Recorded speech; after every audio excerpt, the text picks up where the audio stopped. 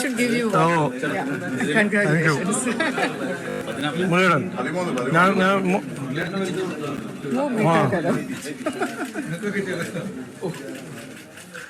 ഞാൻ ഒരു ഫ്രഷ് ലഡ്ഡു അവിടെ തരാം.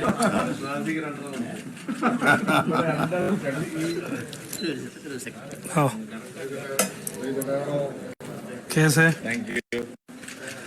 കൺഗ്രാറ്റുലേഷൻസ്. ദാസേട്ടൻ കൺഗ്രാറ്റുലേഷൻസ്. ഇങ്ങനത്തെ റിസൾട്ട് നമുക്ക് അടുത്ത മാസം കിട്ടണം. ഡിസംബർ 14 കിട്ടും. നിങ്ങൾ വേണോ ലഡ്ഡു? ഞാൻ കിട്ടും. അല്ലല്ല അവര് തന്നു കുറച്ചായിരുന്നു, അതുകൊണ്ട് ഞാൻ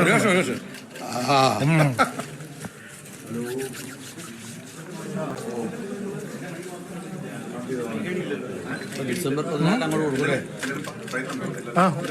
മുരളിയേട്ടൻ പറയണോ? മുരളിയേട്ടൻ പറയൂ, കേസ് പറയൂ.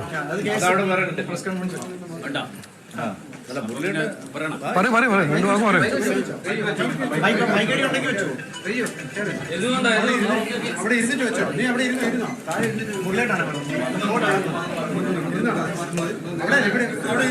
അവിടെ മുരളിയേട്ടൻ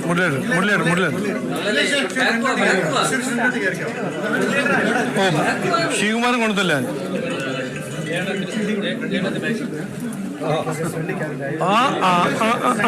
നമ്മുടെ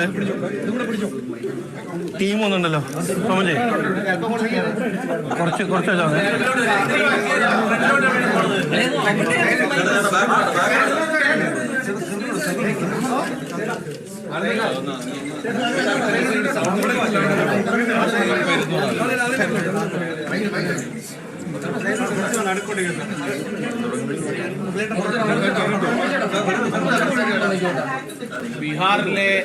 ബീഹാറിലെ തെരഞ്ഞെടുപ്പ് ഫലം പ്രധാനമന്ത്രി നരേന്ദ്രമോദിജിയുടെയും ശ്രീ നിതീഷ് കുമാറിന്റെയും ജനപക്ഷ നയങ്ങൾക്ക് ലഭിച്ചിട്ടുള്ള അംഗീകാരമാണ്.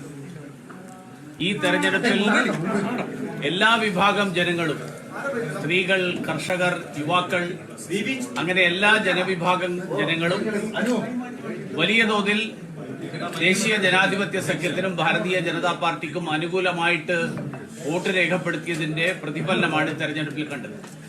മാധ്യമങ്ങൾ റിപ്പോർട്ട് ചെയ്തതുപോലെ സ്ത്രീകൾ വലിയ തോതിൽ വോട്ട് ചെയ്തു എന്ന് റിപ്പോർട്ട് ചെയ്തതുപോലെയുള്ള ഒരു തെരഞ്ഞെടുപ്പാണ് ഈ കഴിഞ്ഞത്. സ്ത്രീകളുടെ പിന്തുണ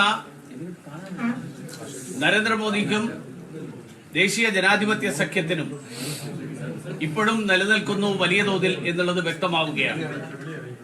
ഈ തെരഞ്ഞെടുപ്പിൽ എല്ലാ പാർട്ടികളും മാനിഫെസ്റ്റോകൾ ഇറക്കി വാഗ്ദാനങ്ങൾ നൽകി.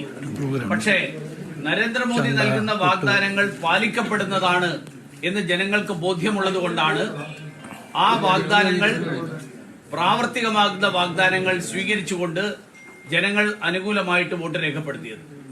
അതോടൊപ്പം പ്രതിപക്ഷ നേതാവ് ശ്രീ രാഹുൽ ഗാന്ധി അദ്ദേഹം ഉയർത്തിയിട്ടുള്ള വ്യാജ ആരോപണങ്ങൾ, ആ വ്യാജ ആരോപണങ്ങളെ മുഖവിലക്ക് ജനങ്ങൾ എടുക്കുന്നില്ല എന്നുള്ളതും ഈ തെരഞ്ഞെടുപ്പ് വ്യക്തമാക്കുന്നു. തെരഞ്ഞെടുപ്പ് കാലത്ത് ഇന്ത്യ സഖ്യത്തിന്റെ നേതാക്കന്മാർ നടത്തിയിരുന്ന പ്രഖ്യാപനം, അവരുടെ അവകാശവാദം, ഈ തെരഞ്ഞെടുപ്പിന്റെ ഫലം വരുന്നതോടുകൂടി കേന്ദ്രത്തിൽ നരേന്ദ്രമോദിയുടെ സർക്കാരിന്റെ ഭരണം അവസാനിക്കുമെന്നുള്ളതാണ്. ബീഹാറിലെ ജനങ്ങൾ ഇന്നത്തെ സാഹചര്യത്തിൽ കേന്ദ്രത്തിൽ ഒരു ഭരണമാറ്റം ആഗ്രഹിക്കുന്നില്ല. നരേന്ദ്രമോദി ഈ രാജ്യത്ത് തുടർന്നും ഭരിക്കണം എന്നുള്ള ജനങ്ങളുടെ ദൃഢനിശ്ചയം, ആ ദൃഢനിശ്ചയമാണ് ഈ തെരഞ്ഞെടുപ്പ് ഫലത്തിൽ പ്രതിഫലിച്ചിട്ടുള്ളത്. അതുകൊണ്ട് തന്നെ രാഹുൽ ഗാന്ധി ഇനിയെങ്കിലും ഇത്തരത്തിലുള്ള അപക്വമായിട്ടുള്ള പരാമർശങ്ങൾ, പ്രതിപക്ഷ നേതാവിനെ നിരക്കാത്ത തരത്തിലുള്ള പരാമർശങ്ങൾ, ആ പരാമർശങ്ങളിൽ നിന്ന് പിൻവലിയുന്നതിലൂടെ മാത്രമേ കോൺഗ്രസിന് എന്തെങ്കിലും തരത്തിൽ നില മെച്ചപ്പെടുത്താൻ ഭാവിയിൽ സാധിക്കുകയുള്ളൂ. കേരളത്തിൽ ഭരണം നടത്തുന്ന ഇടതുപക്ഷ പാർട്ടികൾ ബീഹാറിൽ വലിയ പ്രഖ്യാപനങ്ങൾ നടത്തിയ ആളുകളാണ്. കഴിഞ്ഞ തവണത്തേക്കാൾ കൂടുതൽ സീറ്റുകളിൽ ഇത്തവണ മത്സരിച്ചു. കഴിഞ്ഞ തവണ 28 സീറ്റിൽ മത്സരിച്ചെങ്കിൽ ഇത്തവണ 33 സീറ്റുകളിലാണ് മത്സരിച്ചത്. പക്ഷെ കഴിഞ്ഞ തവണ കിട്ടിയതിന്റെ പകുതി സീറ്റ് മാത്രമേ ഇപ്പൊ അവർ ലീഡ് ചെയ്യുന്നുള്ളൂ. അതുപോലും CPML-ന്റെ ബലത്തിലാണ് അവർക്ക് ലഭിച്ചിട്ടുള്ളത്.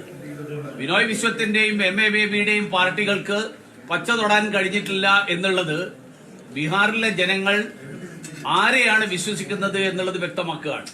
കേരളത്തിൽ തദ്ദേശ സ്വയംഭരണ സ്ഥാപനങ്ങളിലേക്കുള്ള തെരഞ്ഞെടുപ്പ് നടക്കാൻ പോകുന്ന ഈ ഘട്ടത്തിൽ ഈ വിജയം ഭാരതീയ ജനതാ പാർട്ടിക്കും ദേശീയ ജനാധിപത്യ സഖ്യത്തിനും കേരളത്തിൽ വലിയ ഊർജം നൽകുന്ന വിജയമാണ്. വികസനം ആഗ്രഹിക്കുന്ന ജനങ്ങൾ ഏത് ദിശയിൽ ചിന്തിക്കുന്നു എന്നുള്ളത് കൂടി വ്യക്തമാക്കുന്നതാണ് ഈ തെരഞ്ഞെടുപ്പ്. രാജ്യത്തിന്റെ വികസനം, നാടിന്റെ വികസനത്തോടൊപ്പം കേരളത്തിന്റെ വികസനം, വികസിത കേരളം എന്നുള്ള മുദ്രാവാക്യം ഭാരതീയ ജനതാ പാർട്ടിയും ദേശീയ ജനാധിപത്യ സഖ്യവും ഉയർത്തുന്ന തെരഞ്ഞെടുപ്പാണ് തദ്ദേശ സ്വയംഭരണ സ്ഥാപനങ്ങളിലേക്ക് നടക്കാൻ പോകുന്നത്.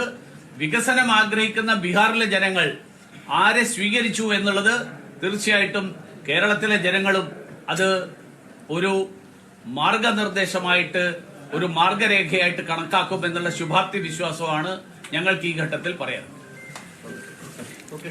കേസ് പറയണോ എന്തെങ്കിലും? ഇല്ല.